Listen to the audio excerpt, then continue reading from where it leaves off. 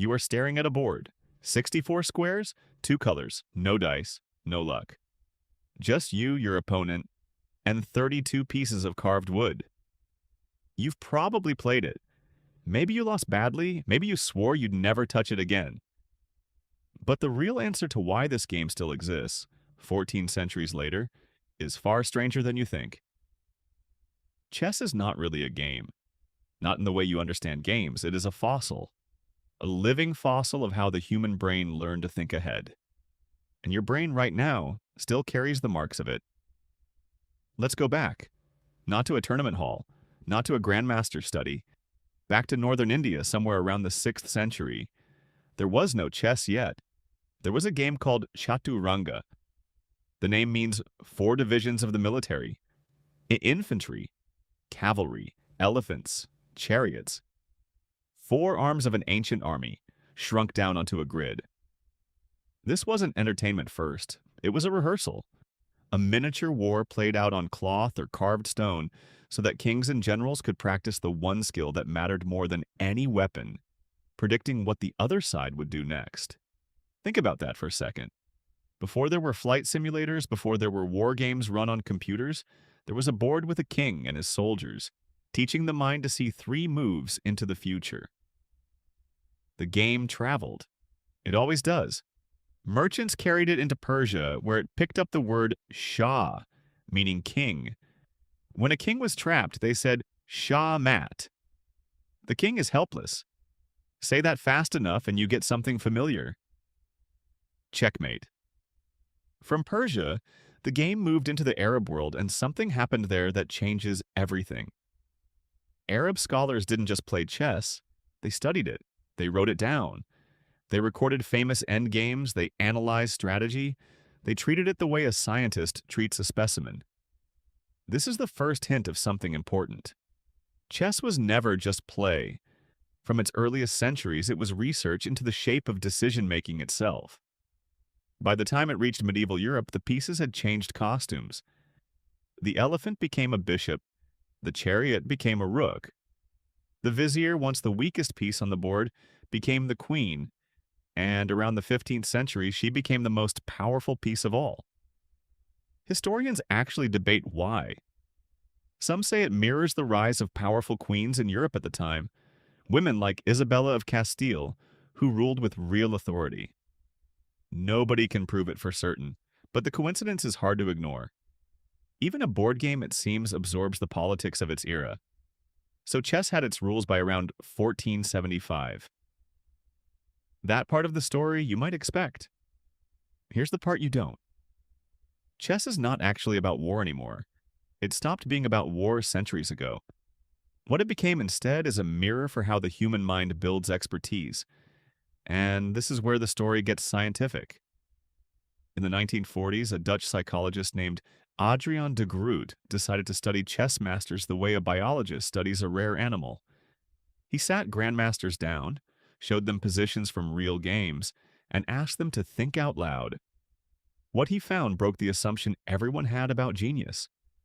Grandmasters didn't calculate more moves than amateurs, that's the myth. They didn't see further into the future in some raw, mechanical sense. What they did instead was recognize patterns. Thousands of them. A grandmaster looks at a board and doesn't see 32 individual pieces.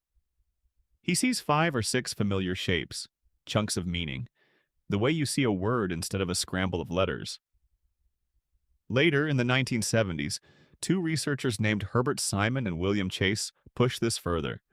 They flashed chess positions at players for just a few seconds. Real positions, taken from actual games. Grandmasters could reconstruct the entire board from memory, almost perfectly. Then the researchers tried something clever. They showed the same players a board with pieces placed randomly, positions that could never happen in a real game. The Grandmaster's advantage vanished, completely. Their memory wasn't superhuman. Their memory was built entirely on pattern. Take away the pattern, and a world champion remembers a chessboard about as well as you do. Sit with that for a moment. What looked like raw genius was actually years of exposure, compressed into instinct. Estimates from later research suggest it takes somewhere around 10,000 hours of serious study to reach master level. Not talent alone. Repetition turned into intuition. This is the wisdom hiding inside 64 squares. Expertise isn't about thinking harder in the moment. It's about having already done the thinking thousands of times until your brain stopped needing to do it consciously at all. And chess didn't just teach us about memory.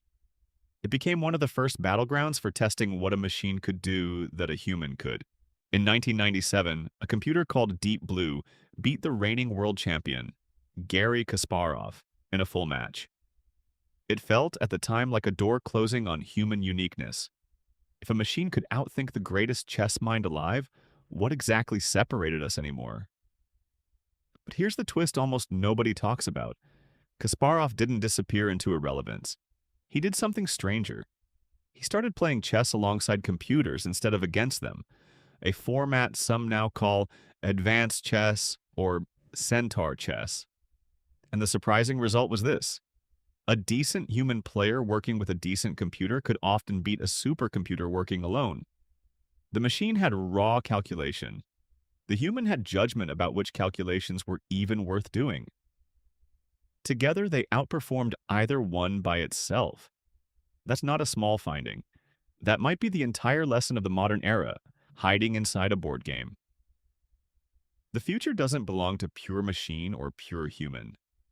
It belongs to whoever learns to combine the two. Now here's the part that brings this all the way back to you. You are not a grandmaster. You will probably never memorize 10,000 chess positions. But your brain runs on the exact same principle every single day, whether you notice it or not.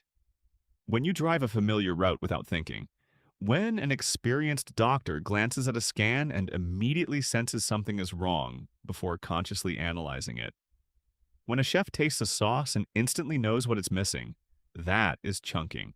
That is pattern recognition, built from repetition, running quietly in the background of your mind. Chess didn't invent this. Chess simply made it visible. It gave scientists a closed system, 64 squares, fixed rules, no randomness, where they could finally watch expertise form in slow motion and take it apart piece by piece. That's why the game survived 14 centuries of empires rising and falling. Not because it's fun, although it is. Not because it's elegant, although it's that too. It survived because it captured something true about the human mind and refused to let go of it. You started this by staring at a board. 64 squares, 2 colors, no dice, no luck. But maybe that was never really the board. Maybe it was always a mirror. And the strangest part is this. Every time you get a little better at something in your own life without even realizing how, you are still in some small way playing the exact same game.